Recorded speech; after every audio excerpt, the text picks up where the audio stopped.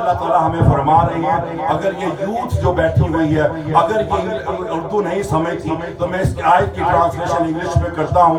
Oh you believe, fear from Allah and everybody must consider what He has sent ahead for tomorrow. Or do you believe, fear from Allah, and you have to think about it and what you sent for tomorrow and what you are sending and what we are doing today, and we are not living accordingly this ayah, this verse in the Quran. Allah Ta'ala ne kya farmaya? And fear Allah. Surely Allah is fully aware what you do.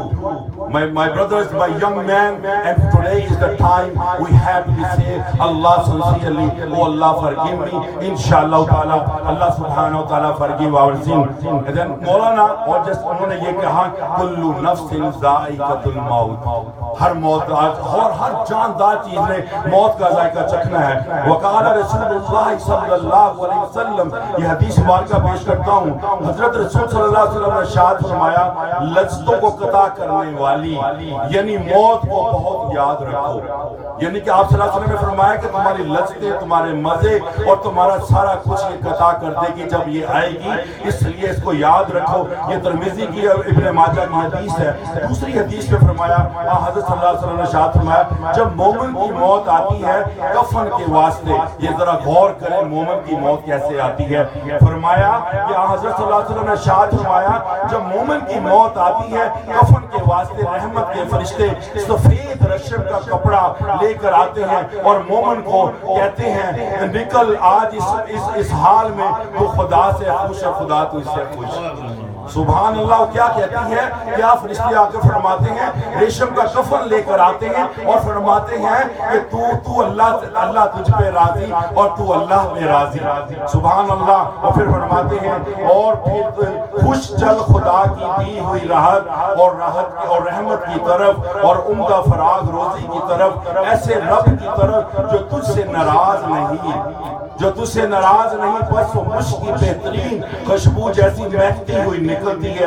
اور اسی روایت میں آگے یہ بھی ہے اور جب کافر کی موت آتی ہے عذاب کے فرشتے اس پہ ٹاٹ لے کر آتے ہیں، اس کی روح کو کہتے ہیں نکل خدائے عز و جل کے عذاب کی طرف اس حال میں کہ تو بھی ناخوش اور خدا بھی تجھ سے ناراض، بس وہ نہایت بدبودار مردار کی سڑی ہوئی بو کی طرح نکلتی ہے.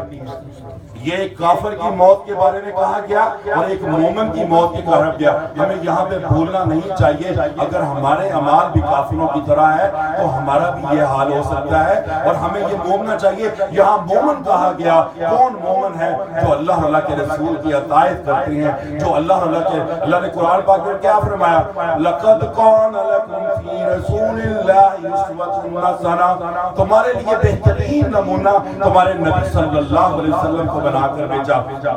It is the best example for you to the mankind, our beloved Prophet Muhammad صلی اللہ علیہ وسلم. اگر ہماری زندگی نبی صلی اللہ علیہ وسلم کے اسی طرح سے چلے گی ان کو ہم ایگزامپل، ہماری روح بھی انشاءاللہ تعالی اسی طرح نکل جائے گی جو فرشتہ آ کر خوشخبری دیتا ہے. دوسری حدیث میں وقال رسول اللہ صلی اللہ علیہ وسلم، نیز حضرت صلی اللہ علیہ وسلم نے فرمایا جب مومن کی روح بدن کی طرف لوٹا دی جاتی ہے میت کے پاس دو فرشتے آتے ہیں، اس کو بٹھا کر کہتے ہیں تیرا رب کون ہے.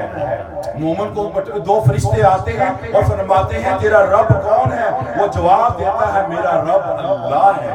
وہ کون کہہ سکتا ہے جس نے اللہ کے رستے پہ زندگی گزاری؟ وہ کون کہہ سکتا ہے کہ جس کی توبہ سے زندگی جو ہے خاتمہ ہوا؟ وہ کون کہہ سکتا ہے کہ جس نے نبی صلی اللہ علیہ وسلم کی اطاعت کرتے ہوئے قرآن اور سنت کے مطابق زندگی گزاری؟ وہ اس سوال کا جواب دے گا میرا رب تو اللہ ہے. سبحان اللہ. پھر آگے کیا فرماتے ہیں فرشتے اور پھر تیرا دین کیا ہے؟ وہ کہتا ہے میرا دین اسلام ہے. وہ کون کہہ سکتا ہے میرا دین اسلام ہے اگر اس نے اسلام کے مطابق زندگی گزاری ہو؟ تو پھر وہ کیا کہتے ہیں؟ دریافت کرتے ہیں یہ شخص کون ہے جو تمہیں نبی بنا کر بھیجا؟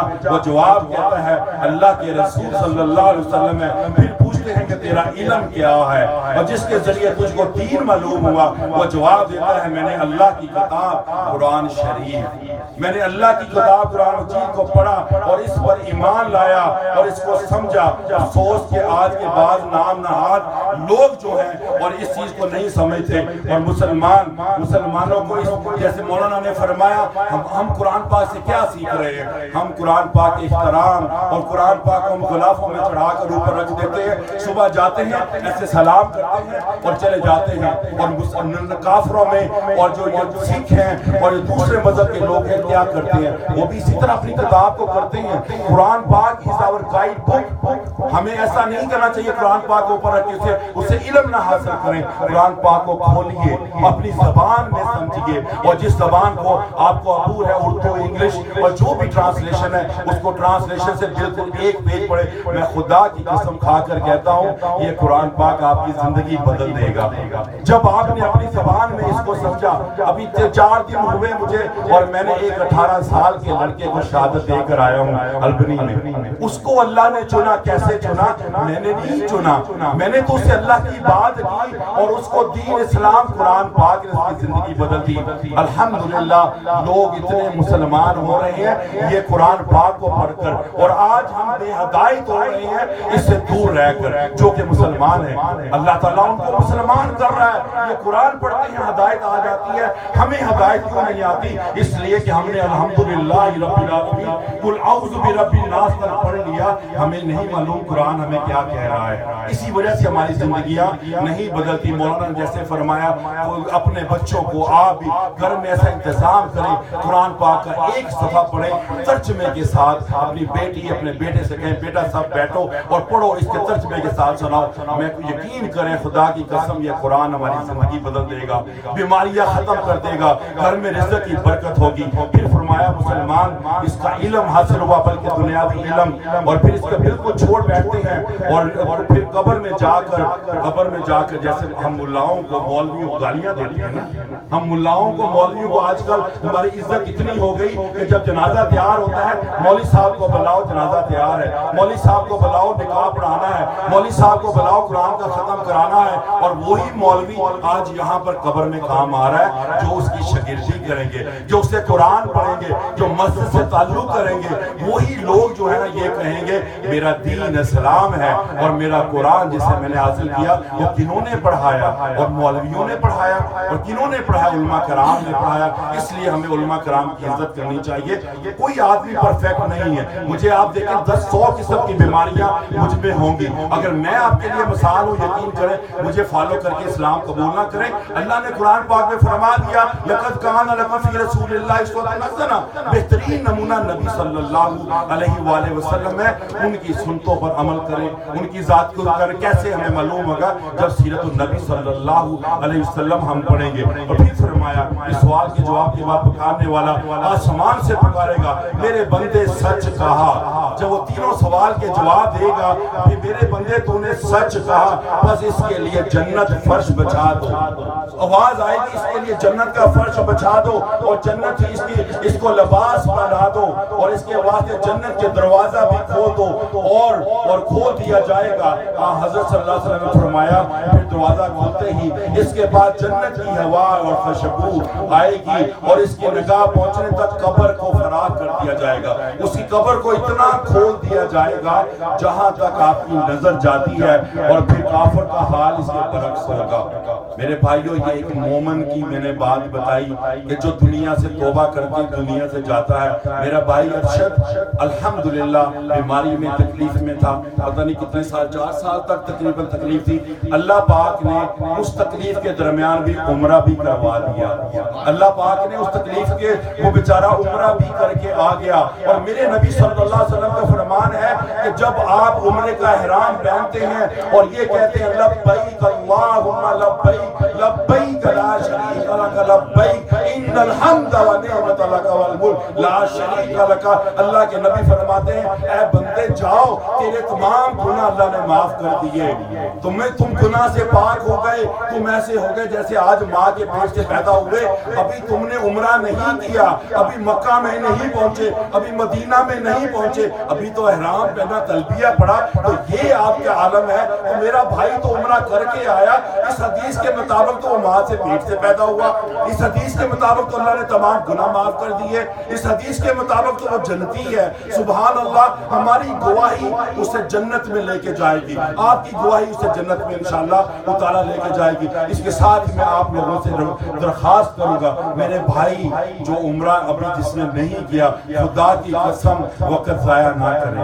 اگر آپ کے پاس حج کے پیسے نہیں ہیں اور یقین کریں اس حدیث کے مطابق جائیں, اپنے گناہ معاف کروائیں. اور یہ ایک بہت بڑی رحمت ہے. عمرے پہ لے کے جائیں, اپنے بچوں کو عمرے پہ لے کے جائیں. اور یقین کریں دنیا کا پلیجر جو جتنا مرضی بڑے ملکوں میں جانا ہوا, سوئٹزرلینڈ پتہ نہیں کہاں میں گیا, جب مدینے اور مکے کو دیکھتا ہوں نا, کہتا ہوں یا اللہ میں نے تو ساری زندگی ضائع کر دی, یا اللہ میں نے ساری زندگی ضائع کر دی. یہ وہ ایک مقام ہے جو کہ نبی صلی اللہ علیہ وسلم کے روزہ مبارک پر جا کر ملتا ہے. اللہ کے قرآن پاک کی آیت یاد آ گئی. اللہ تعالیٰ قرآن میں فرماتے ہیں جب یہ لوگ اپنے پہ ظلم کر بیٹھے, اے نبی جب یہ لوگ اپنے پہ ظلم کر بیٹھے اور یہ تمہارے پاس آ جاتے, تم ان کی سفارش کر جاتے, تمہاری سفارش سے میں ان کے تمام گناہ معاف کر. اللہ غفور الرحیم. اللہ تعالیٰ نے نبی کو مقام کیا دیا, ہماری سفارش کرنے والا.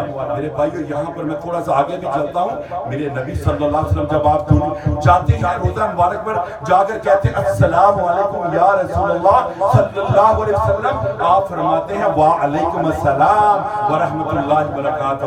آپ کو نبی دیکھتے ہیں, نبی صلی اللہ علیہ وسلم زندہ ہے اپنے قبر مبارک میں, اور آپ کو دیکھتے ہیں, آپ کی بات سنتے ہیں. اور یہی واقعہ ایک روایت ہے حضرت علی رضی اللہ عنہ سے, جب ان کو تدفین کیا گیا, ایک عربی آیا, اس نے جب یہ سنا کہ نبی صلی اللہ علیہ وسلم دنیا سے تشریف لے کے چلے گئے, اور اس نے کیا کیا, مٹی اٹھا کے اپنے سر میں قمص میں ڈالنا شروع کر دی. کیا فرمایا, قد ظلمت نفسی, قد ظلمت نفسی, میں نے اپنی ذات پہ ظلم کیا. اے نبی قرآن میں یہ آپ نے کہا جب تم سفارش کرو گے تو مجھے معافی ہو جائے گی. اور ذرا غور کریں, ذرا غور کریں, یہ وہ کہتا جا رہا تھا قد ظلمت نفسی, قد ظلمت نفسی, میں نے اپنے پہ ظلم کیا.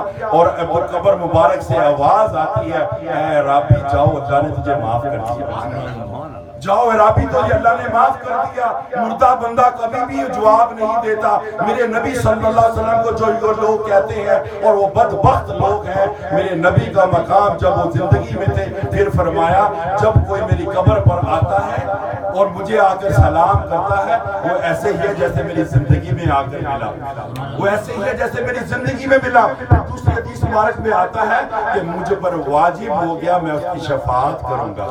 ارے بھائیو دوستو, جنت کی ٹکٹ تو وہاں سے مل رہی ہے مدینے والے سے, جنت کی ٹکٹ تو نبی صلی اللہ علیہ وسلم آپ کو دے رہے ہیں, صرف آپ جا کر وہاں حاضری کریں. وہ شفاعت واجب نبی پہ ہو گئی جب انہوں نے یہ کہہ دیا. میرے بھائیو دوستو, ٹائم بہت کم ہے, دل بہت کرتا ہے کہ آپ سے میں بات کروں. بات کرنے کا مقصد مختصر یہی ہے کہ ہم لوگوں نے دنیا سے جانا ہے, ہم لوگوں نے دنیا سے جانا ہے. کل نفس ذائقۃ الموت, یہ موت آنی ہے. یہ ایسا سچ ہے کہ کبھی بھی یہ جھوٹ نہیں ہو سکتا.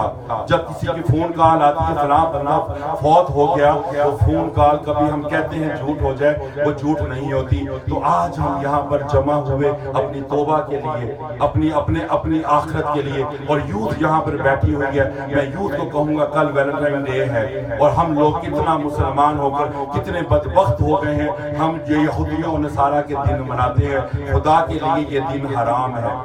جو آپ اپنے بیویوں کو فلاور دیتے ہیں, پورا سال آپ کے پاس پڑا ہے فلاور دیں. یہ ویلنٹائن ایک یہودی تھا, اس نے زنا کو جائز قرار دے دیا اور اس کو پھانسی دے دی گئی. آج اس کی یاد میں لوگ مناتے ہیں. آپ اسی کا دن منا رہے ہیں جس نے زنا کو جائز قرار دے یہ کیسے ہم مسلمان ہیں اور جس کی آپ مشابہت کریں گے تو قیامت والے دن انہی میں آپ کو اٹھایا جائے گا. کیوں ہم یہ کرتے ہیں؟ یہ ویلنٹائن ڈے ہمارا ڈے نہیں ہے. اپنی بیوی کو، اپنی بہن کو، اور یہ ویلنٹائن ڈے کے اندر کتنا زنا ہوتا ہے، کتنی یہاں پر یعنی کہ بتا نہیں سکتا. اسی معاشرے میں مجھے 30 سال ہو گئے ہیں اور یہ حرام دن ہے. اپنی بیویوں کو، اپنی بہنوں کو، اپنی ماؤں کو اگر آپ نے پھول دینے ہیں اور کوئی دن ہے آپ پھول دیں، جتنی محبت کریں، لیکن اس دن کوئی بندہ اس نیت سے نہ کرے میں نے اپنی محبت کا اظہار اپنی ماں کو، بہن کو یا کسی کو کرنا ہے. اللہ تعالیٰ جو ہے ہمیں عمل کرنے کی توفیق عطا فرمائے. یہ اللہ تعالیٰ کی جو بہت پیغام میں جو ہے نا یہی آج ہے توبۃ الموت. مومن جو ہے موت جب نیز ارشاد فرمایا آپ صلی اللہ علیہ وسلم نے ایک پل صراط کی تھوڑی سی میں آپ کے سامنے یہ ڈسکرائب کرنا چاہتا ہوں کہ پل صراط کیا ہے. موت کے ایک پل جو دوست کو دوست سے بندہ کو حق تعالیٰ سے ملا دیتی ہے. مسند حدیث حضرت ابراہیم علیہ السلام کا جب موت کا وقت آیا، بالکل موت ان کے پاس آئے اور اس کے روح قبض کرنے لگے. اس پر حضرت ابراہیم